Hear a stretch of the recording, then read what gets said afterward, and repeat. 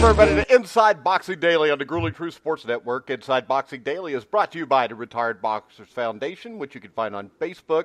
Alex Ramos and Jackie Richardson do a great job there. Make sure you check them out. And the Sheridan Report, which you can find on Twitter at Sheridan Report or on the internet, thesheridanreport.com. I'm your co-host for Inside Boxing Daily, Mike Goodpaster, and right now I want to welcome in the author of Casual Monday, the greatest boxing article that you can find weekly on thegruelingtruth.net, Jeremiah Preisser. How you doing, Jeremiah? Good evening, everyone. I'm excited to be on, Mike. Let's talk some boxing. It's still creepy when you say good evening like that. All right, we got a little bit of news, and we're going to start off with British promoter Frank Warren says he's going to put unbeaten heavyweights Daniel Dubois and Nathan Gorman in with each other at the end of this year. For that fight to happen, of course, Dubois must win against Kojani this week. You think this is a little soon? Gorman's 15-0, 11 knockouts. He's fighting an unnamed opponent March 23rd, so I'm sure he'll be put in tough there. And Dubois is 9-0 with 8 knockouts. What's your take on this one? Yeah, I mean, I don't know. It kind of seems like it's a bit early to be pairing these two. I mean, if you think they both have potential, typically you'd hold them back and try to milk them for whatever they're worth, but it doesn't seem to be the case. I mean, and I guess if Ricky Hatton wants it and Gorman wants it and Dubois people want it, I guess, it's a good fight to kind of see where they're at this juncture in their career. I mean, it is a good thing. I mean, we all kind of like the continuing Showbox series, right? The new generation, which always pairs these, undefeated prospects against one another. And again, you kind of see who has the higher ceiling and who's just kind of going to stay where they are. And this would be one of those fights. And I think it would be pretty interesting. I mean, again, it's hard to tease out the details and tell who exactly is the better prospect of the two. I mean, obviously Dubois is the bigger hitter. Gorman's the quicker guy. But I wouldn't mind at all. I think it'd be interesting at this stage. Yeah, Dubois is only 21 years old. Gorman's only 22. I think it's a great fight to be made. I just don't know why they would do this right now. It just doesn't make a lot of sense to me. And I think we'll find out a lot more when Dubois fights Kojani. Because really, up to probably 6 months ago, I might have favored Gorman. I'm not so sure now after Gorman's last fight. Yeah, it is tough. Again, I'm not sure who I would favor either. I mean, there's some limitations with both of these guys that I see so far. And again, Dubois looks like the bigger punching of the two. Gorman looks like the quicker. But of course, when you look at a guy like Gorman, it's not often that a guy of his physique, manages to reach the highest levels of the sport. In fact, it's highly improbable. I mean, you think of the heavyweight champions throughout the years, and have any of them looked like Gorman? But of course, Dubois is more of a muscle-bound guy, and typically those guys don't. They typically do a bit better, but Dubois has the better size. So to me, it seems like Dubois might have the higher ceiling, but again, you got to have them fight so we can figure it out, and because Gorman may well be the more skilled guy of the two. I wouldn't mind seeing it again. If I was a promoter and I thought they both had potential, I'd steer them clear of one another. But since they're talking about it and making it sound like it's a real possibility, I don't mind it. Again, we could do with more fights like this, to be honest with you. Yeah. It would be nice to have two guys that wanted to fight each other actually fight each other without a promoter stopping it. Another promoter who likes to stop fights sometimes is Oscar De La Hoya, who is now interested in matching Canelo Alvarez against WBO junior middleweight champion Jaime Munguia. Munguia is 32-0, 26 knockouts. And he says in the near future, possibly even September. And this is, to me, I think this is a year or two away. I've seen a couple articles on this. I think it would probably be more of next year. But I don't know why you would want to rush Munguia into this fight. Yeah, and it's funny, we're talking about Munguia being rushed into a fight, and the kid's already got, 30 fights or so? I mean, but he's already got an alphabet trinket. I mean, it's funny we talk about it. I mean, this shows that the sport needs reformation. We're talking about a guy. He fought 30 fights and fought nobody, basically. I mean, a couple decent guys lately, but that's about it. Yeah, well, I mean, Canelo Alvarez fought Liam Smith and showed that there was a world of difference between the two, right? Canelo made it pretty easy work, but when Smith fought Munguia, there were some flaws that were exposed, and I think that's been the cause for concern of in Munguia's camp. And you hear it time and again whenever we're watching the telecast that Munguia's got to he's got to get in the gym. He's got to work on his defense. He's got a lot of progress to be made. But again, and this is just my perspective, I don't think Munguia is ever going to be that good. I mean, typically come forward aggressors who have pretty good power and seem to take a good shot, they don't usually develop good defense. It's just not in their nature. And sometimes it takes away from their style as well because they start thinking about it too much. They start putting too much emphasis on it, and it just kind of takes away from the stuff that they were good at. And I think when you look at Munguia, I think he's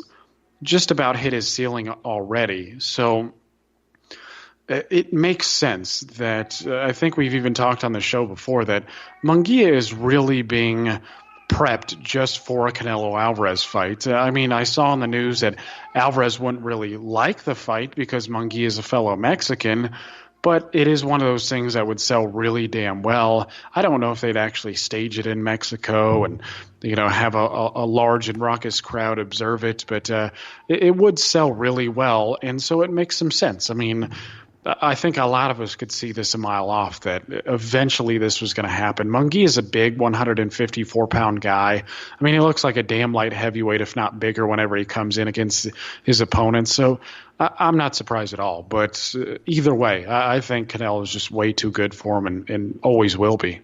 Yeah, and I would think this. If they really thought Munguia was that good, they would keep him away until they thought Canelo was getting a little bit older and Munguia would just replace Canelo. Well, yeah, exactly. And if they thought Munguia was that good, they wouldn't be putting him in against the opposition they are. I mean, Dennis Hogan as quote unquote mandatory. I mean, Liam Smith. I mean, come on, they're all just doing Munguia favors.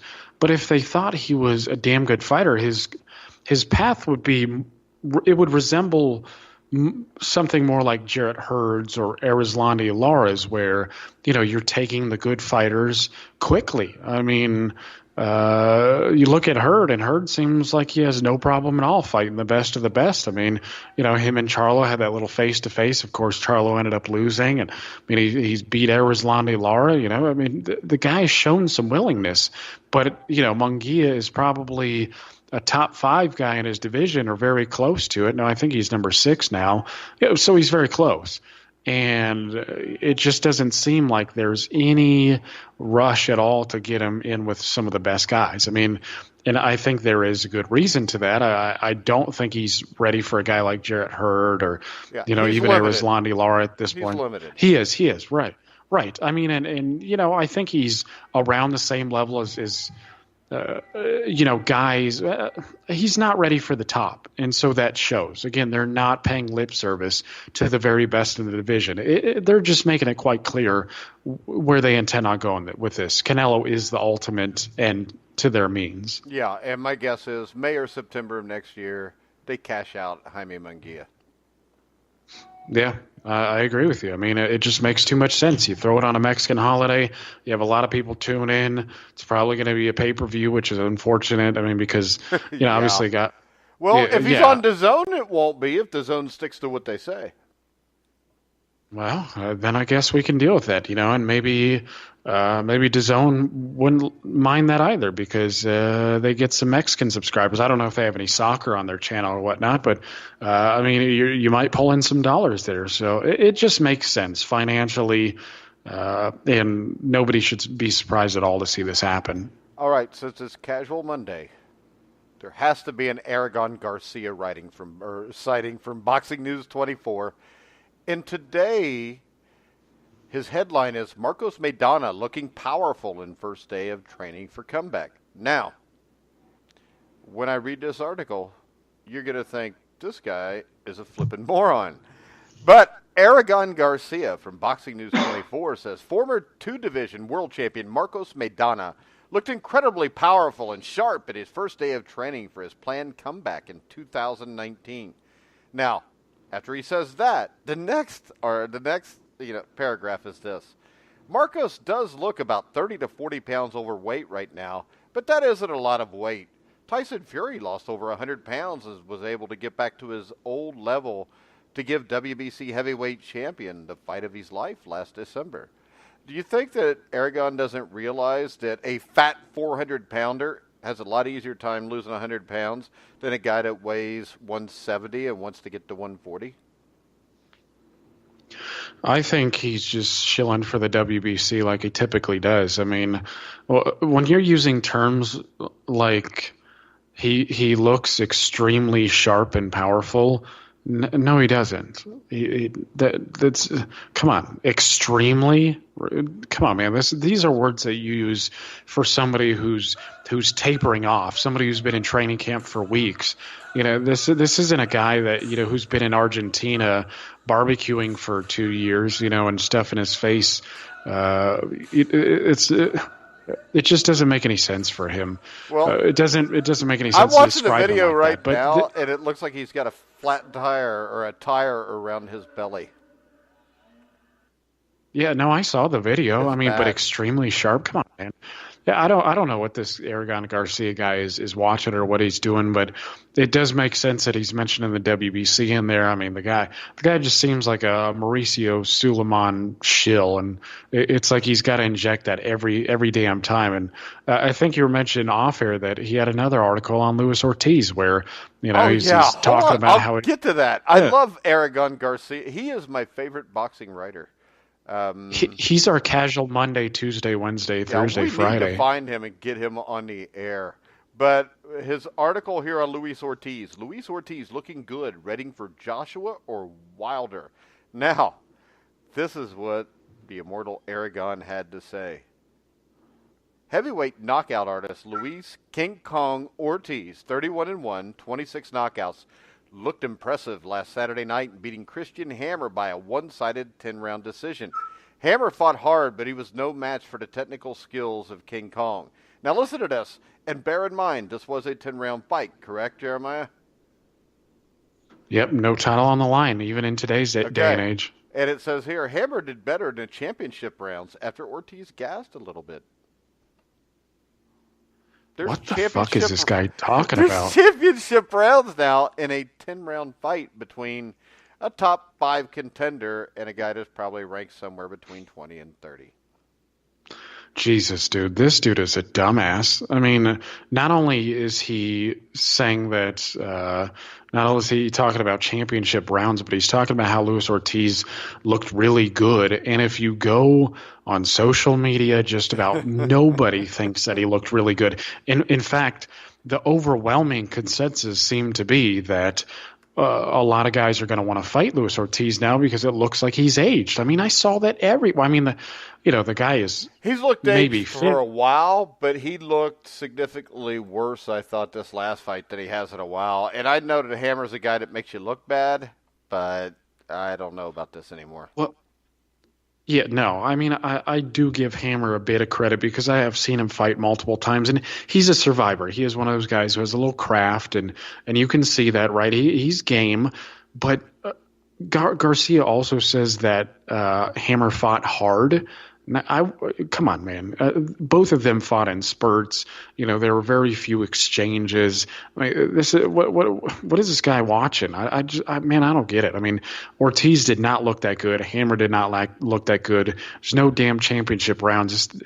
This dude, I hope they're not paying him. I hope Eastside Boxing is not giving this guy any money.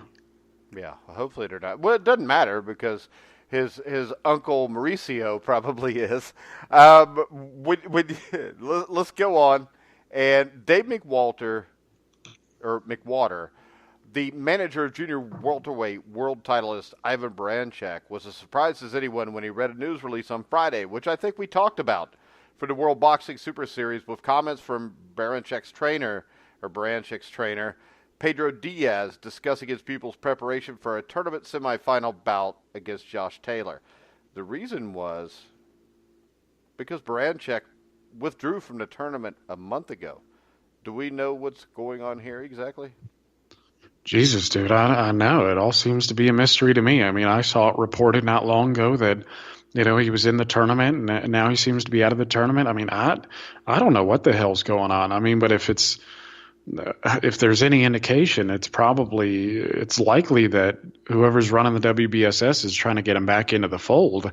I don't know what's going on, but it's unfortunate that there seems to be too much tinkering with all of this, because Brenchek deserves to be in the tournament. He is a top 5 guy in his division. He's powerful. He's quick. I mean, he hits hard. He's a go-getter. I mean, I like him, and I think he's an interesting matchup for Josh Taylor. I mean, obviously, like most people, I favor Taylor in that one. I think he's a bit too skilled and versatile and yada yada, but Brenchek is certainly deserving, and I would actually like to see Brenchek versus Prograis. I thought that would have been an even more interesting styles matchup, but I don't know. I just hope that they clear the air and get everything squared away. But if Brenchek is not training for if Diaz is indicating that Brenchek is training, then my thinking would be that there's a possibility that he's still going to be in the tournament, because, why is he training if he had pulled out? I mean, unless they have a backup plan for him and they're going to give him somebody else, okay, then I guess it would make some sense. But, just reading into that, it seems as if he is training. So I think that's a good sign, but again, it's hard to tell. But really, he belongs. I mean, this is a guy who should be fighting Josh Taylor, so we can know who the best of the best is. And it's not as if Brenchek is going to be a massive underdog here. I mean, the guy is good. He does hit hard. He's not a no-hoper against Josh Taylor. In fact, Relic is probably going to be a bigger underdog against Prograis than Brenchek will be against Taylor. I don't have the odds. I haven't seen anything on it yet. But again, Brenchek deserves to be in there. I mean, and we deserve to have the tournament seen through by all of these guys. I mean, so long as they're getting paid, because these tournaments are good for the sport. It's not only do they win a big prize at the end of things, but it just represents a model that boxing should strive to have. I mean, we should be having all the guys in the best division. Of course, we don't have Ramirez, which is unfortunate. And, a lot of the American promoters are not playing along. But it's one of those things where we're generally getting the best fighting each other. And we're having the number 1 and number 2 guys in the end. And then we have, a clear-cut top guy in a division. So I just hope it all sorts itself out, because I'd like to see him in there. How about this question? And this was brought up by Oscar De La Hoya today. He says Mayweather-Canelo 2 could be a $1.5 billion fight. Do you think there's any chance we see that fight? I don't know. I mean, if it's depends. that much money, then, it'd be hard to turn that down. Oh, yeah. Fuck, if you're Mayweather, that'd be really hard to turn that down. I mean, I have a lot of doubts about, that number, 1.5 billion, but I mean, if you're Mayweather, I don't know. I mean, you've already beaten Canelo Alvarez. You beat him pretty clearly. But then again, he's gotten better and Mayweather's gotten worse. So, that sort of levels the playing field quite a bit. And if they could get that fight to happen and Canelo Alvarez beat Floyd Mayweather Jr., that would be a hell of a stamp on Canelo, or on Canelo's legacy, because he'd be the first guy to give the guy a 0. That would be pretty impressive stuff, even if Mayweather's clearly past his best, which he is. I mean, Mayweather's obviously been past his best for many, many years now.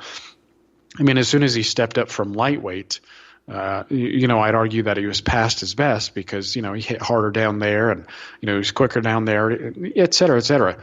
But if you can make that kind of money, again, if you're Mayweather and you're hurting, I mean, it seems like there's a good reason that he's doing exhibitions in Japan and making a few million. He's only got to get in semi-good shape, and, he's beating up guys who are smaller than him.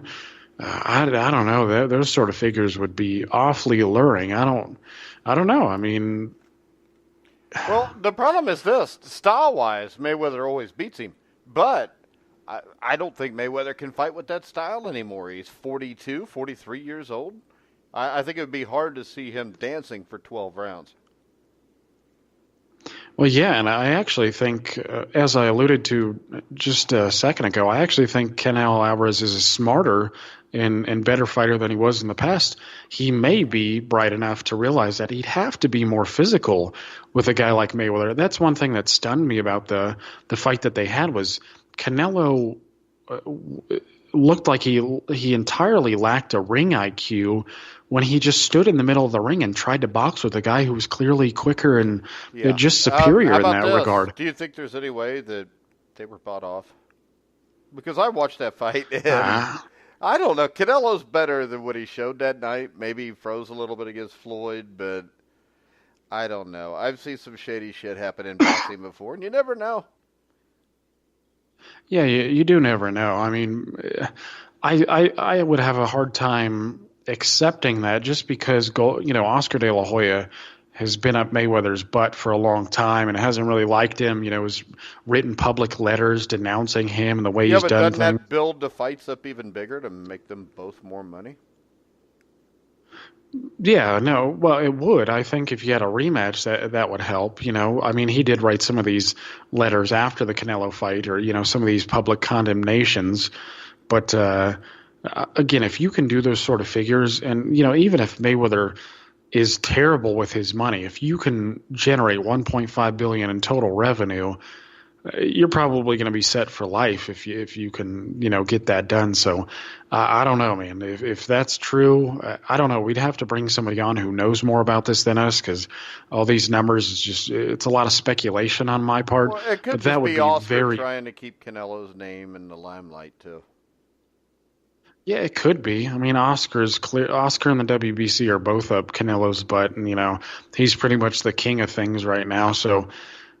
You might be right. Again, I'd have to consult somebody who's a little bit more aware of the economic side than I am. But if it's anywhere near that, really, I mean, what if it's even $700 million? One thing, a lot of people buy Floyd fights to see Floyd lose, and most people are thinking this is that fight, and then you've got 1 million Mexicans that'll buy it too, if not more. Yeah.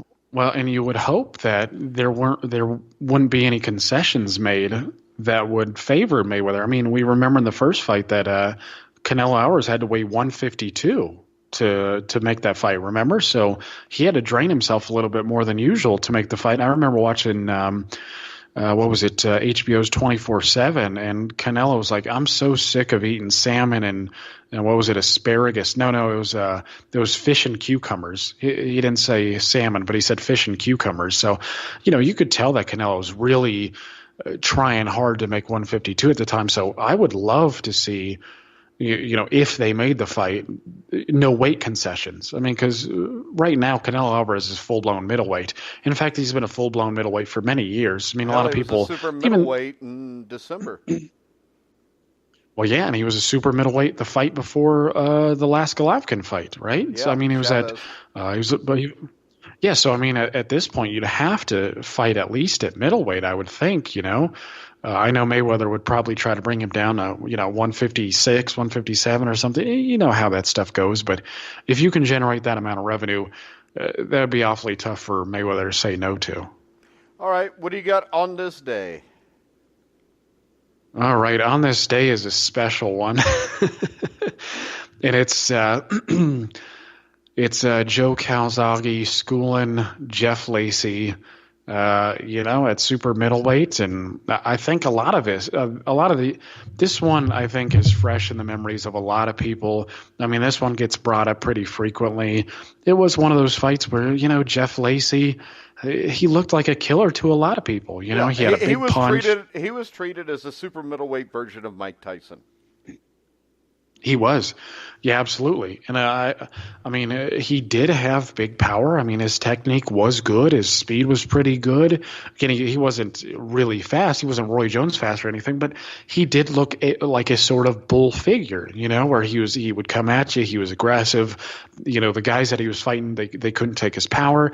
And he was folding a lot of these guys like chairs, So he did look like a legitimate threat for most people. And I remember being on the forums during that day. Well, not that day in particular, I'm saying, but in the build-up to the fight. And a lot of people were like, oh, well, Joe Calzaghe's a typical Euro guy. He just wants to stay over there and milk his alphabet trinket, his Euro trinket, the WBO title at the time, for a bunch of defenses. And I remember he was having hand issues at the time. So, that appeared to be one of the impediments going in. And so a lot of people, I mean, most people in the States were thinking that Jeff Lacy's going to, not necessarily blow him over, but certainly beat him. And boy, did a lot of people turn out to be wrong. I mean, Calzaghe kicked his butt from pillar to post. And it was clear early on in the fight that Calzaghe was clearly the superior fighter. I mean, his combinations, his hand speed, and even his power. He did have better power earlier in his career when he didn't have hand issues. But you could see when Calzaghe was landing multiple punches at a time, Lacy felt him. That's why he was so hesitant to let his own stuff go. He was just outsped the whole way, and that's really what put Calzaghe on the map. And it was one of those moments where Americans could really appreciate Calzaghe for what he was at the time, because we weren't really having good experiences with guys like that. And I'm not saying stylistically, but we were looking at guys like Sven Odke, who was got a number of favorable decisions in Germany, and he also had the WBO title, and he had a bunch of BS alphabet trinket defenses, and there was just you looked at Nassim Hamed, who was a damn good fighter.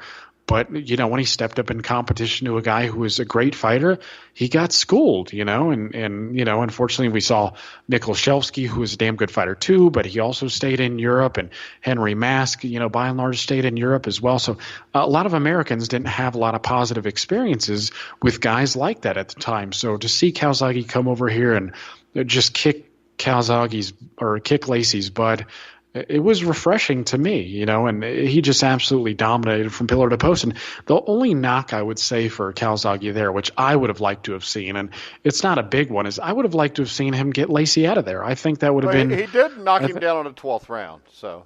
He did, but I would have liked to have seen him, score the knockout, and I just think that would have been an exclamation point on what turned out to be a fantastic night for him.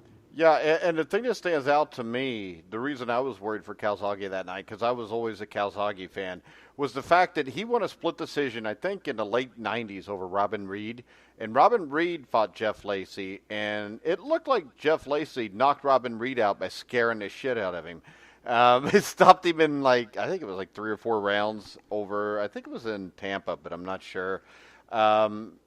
The one thing that gave me some hope was the fact that Omar Shika actually took Lacy to distance, and Calzaghe knocked Shika out. But yeah, when you look at this, it's easy to understand why people didn't buy into Calzaghe, because when you look at it, I mean, if you look from 2002 on, he beats Jimenez, Pudwill, Byron Mitchell, a guy I can't pronounce his name, Salem, Vet, Ashir, and then he fights Lacy. And all these fights were in either Cardiff. I think he had one of the fights was in Germany, I think against Vet. But you could see why people didn't really buy this. And then after that, though, I think Calzaghe showed how good he really was. He dominated Manfredo, which no big deal. But he beat Sakio Bika fairly easily in a decision. And the fight that stands out to me is not even to Bernard Hopkins. It's Mikkel Kessler. He beat Mikkel Kessler in Cardiff. It was a hell of a fight, and Mikkel Kessler was a hell of a fighter, and then he follows that up with the wins over Hopkins and Jones. The Jones thing, I think we could all agree, probably doesn't really matter, but Bernard Hopkins was still fighting in light heavyweight title fights 8 years later, so it's not like he was completely washed up when Calzaghe beat him. Yeah, you're right. Well, and I just backtrack just a second. I mean, it's like you said, you looked at Robin Reed, who was actually a pretty damn good fighter at his best, and he had a real tight one with Calzaghe. And so all the guys that he fought after that, some of them were top 10 guys. I think Brewer was top 10 at the time. I think even Veit was.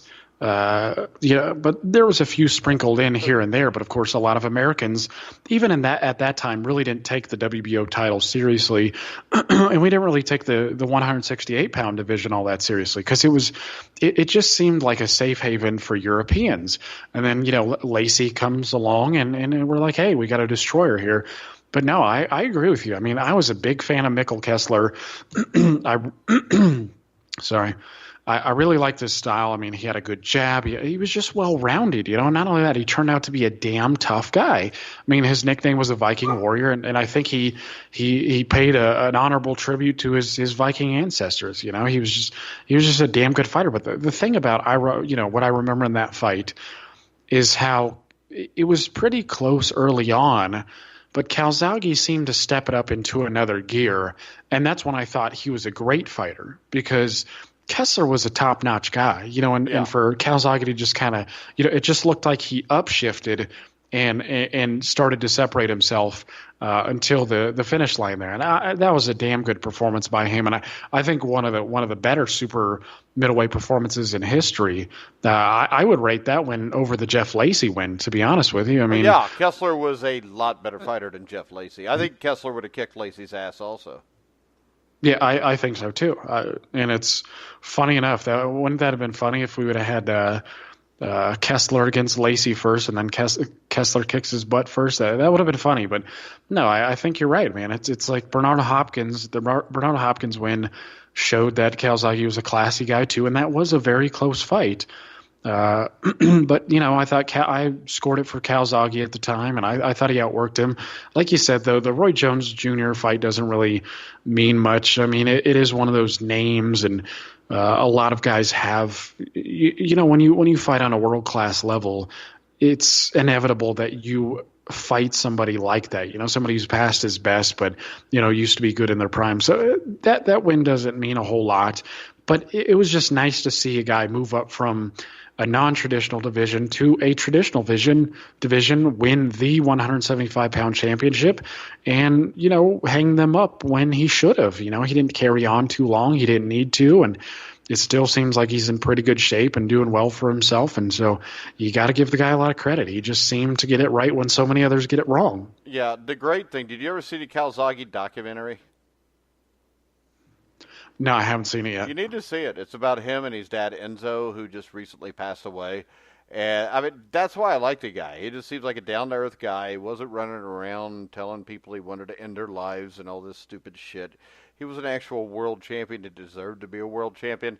And the one thing I can say about the Roy Jones fight would be this. Roy Jones in 2008 was a lot better than he is in 2016 or 17. So he's always got that. Because I think right before that, Jones had beaten Felix Trinidad. But, of course, that was an old Trinidad, too. So, but I like Calzaghe. I think he was a hell of a fighter. And I would have liked to seen, you know, in 2000, Joe Calzaghe against Roy Jones Jr. Yeah, well, to be honest with you, I would have liked to have seen a number of fights. And again, guys, you know, especially at that division. You could go a whole 20 years of fights you would have liked to have seen, and you'd have 100 of them. Yeah, well, and I want to touch on this a little bit because I often do, but, you know, whoever's listening to this podcast, of course, we appreciate it, but I want to put things in a perspective as I try to often do, and imagine that we did not have a 168-pound division. You know, these guys would have fought at 175 alongside each other. You know, maybe some of them weigh naturally 160 something or whatever, but you could have had, you know, Roy Jones Jr. and Calzaghe competing alongside one another. Actually, Calzaghe competed. He was also contemporary of Darius Michalczewski as well. Yeah. Michalczewski was fighting at 175 and Calzaghe was fighting at 168. I would have loved to have seen that fight as well. I think that would have been damn interesting. You know, I think Calzaghe probably would have edged him, but it's just unfortunate that we missed stuff like this. I don't like to see James Toney against Joe Calzaghe. Yeah, I agree with you there too, and the reason being is I think that would have been a really interesting styles matchup for both of these guys because I think Calzaghe's style would have posed a lot of problems for Toney. You know, Toney was an excellent counterpuncher. You know, I don't need to explain. You know, I mean, Toney. A lot of people are aware of how good he was, but I think Calzaghe's volume punching and hand speed and southpaw stance would have been a tough outing for Toney. And of course, if Toney didn't show up in shape, he's losing. That's what I was going to say because if I had to bet that fight, I'm betting Calzaghe every day. Because we know Calzaghe is going to show up physically and mentally prepared. We don't know that about James Toney. And I think Calzaghe and Jones, I may be crazy, it was a 50-50 fight at their best. The only problem I see with that is this. I think if you put it at 99, I don't think Calzaghe is quite at his best yet, and Jones is. So I think there was never really a time where they were fighting where you could have really put them together at their best. Maybe 03, 04, somewhere around there. Yeah, maybe. I would probably disagree. I think Jones beats him clear enough. Yeah, you're a communist, all right? It doesn't really matter what you think. Don't pull an Einstein offer. Don't pull an Einstein. My thing is this. When I look at this, though, the Mikkel Kessler win is better than, I think, any win Jones had. No, not Tony. Oh, come on. Tony was not ready that night. Tony had issues with his manager, didn't train the way he was supposed to, and I don't know. Well, how do you get down to 168 if he didn't train? Well, he got to get paid.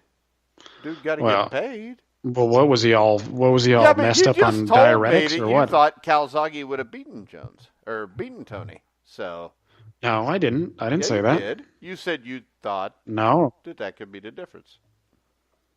Well, no. What I'm saying is, if Tony doesn't show up in shape, then I think Calzaghe has a damn good chance of winning. But I mean, at their best, Tony to me is a better fighter than Calzaghe was. And to me, a win over James Toney was better than a win over Kessler. But again, you look at these guys, and we also miss out on another thing is that Sven Otke and Joe Calzaghe were actually number 1 and number 2 in their division for quite a few years, and that is a fight that I would heavily favor Calzaghe. Calzaghe would have tore his ass up. Otke, the only way he could win is that it drugged Calzaghe and fought in Germany. You know what? And they might have done that. I honestly believe that. Yeah. But no, I mean, you look at 168, 175 at the time. I mean, Montel Griffin versus Calzaghe, Reggie Johnson, Michalczewski. There are a lot of interesting fights that we didn't get to see, and that's pretty damn unfortunate, man. There are a lot of Antonio Tarver. Antonio Tarver versus Calzaghe would have been interesting. I don't know, man. It just sucks that we missed out on a lot of these. Well, and I think it goes back to that guy that sent the message Friday night saying you were a racist. I now think you're a racist, too. I don't think you like white people.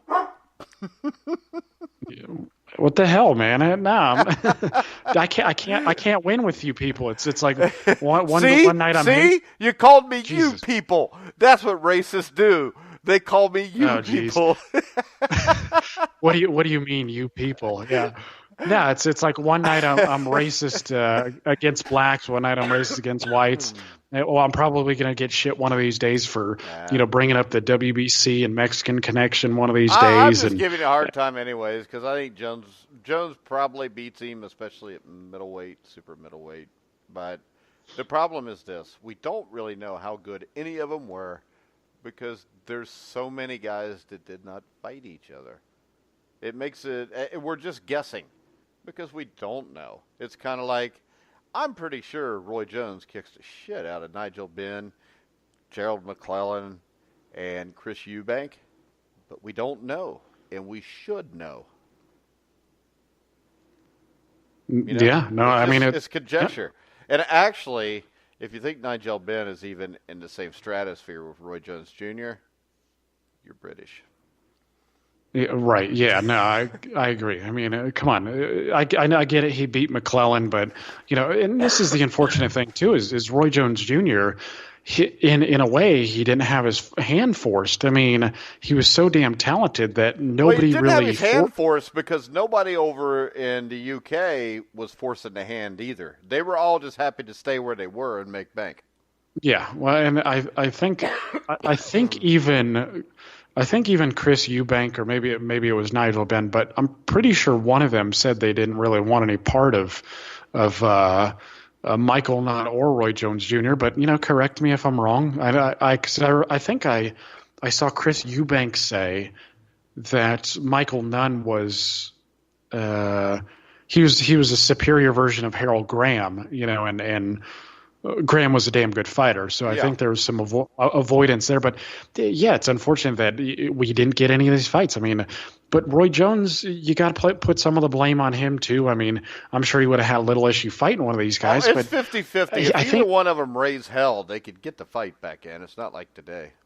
Of course, of course. But I know Roy was his own manager, and Roy got some special treatment. Oh yeah. He at I once, remember when he yeah, fought he that did get some cop, special treatment. Richard. What was his name? Was it Richard Hall or Richard Frazier? It was a cop at Madison Square Garden, and I don't know how the hell the guy got a title fight. Richard Frazier, and it was actually in Pensacola, his hometown. Richard Frazier was not very good, so he needed to bring one of his guns with him to have a shot in that fight. Yeah, and even then, he might if it was inside a boxing ring, he would have had to pull the trigger real damn quick. But it was just Roy spent a lot of his time, collecting what he thought were sufficient paydays by beating up guys like that, and the Clinton Woods. I mean, Clinton Woods was a good fighter, but Glenn Oh, Kelly's and Clint Woods was Derek all right. Harmon's, Yeah.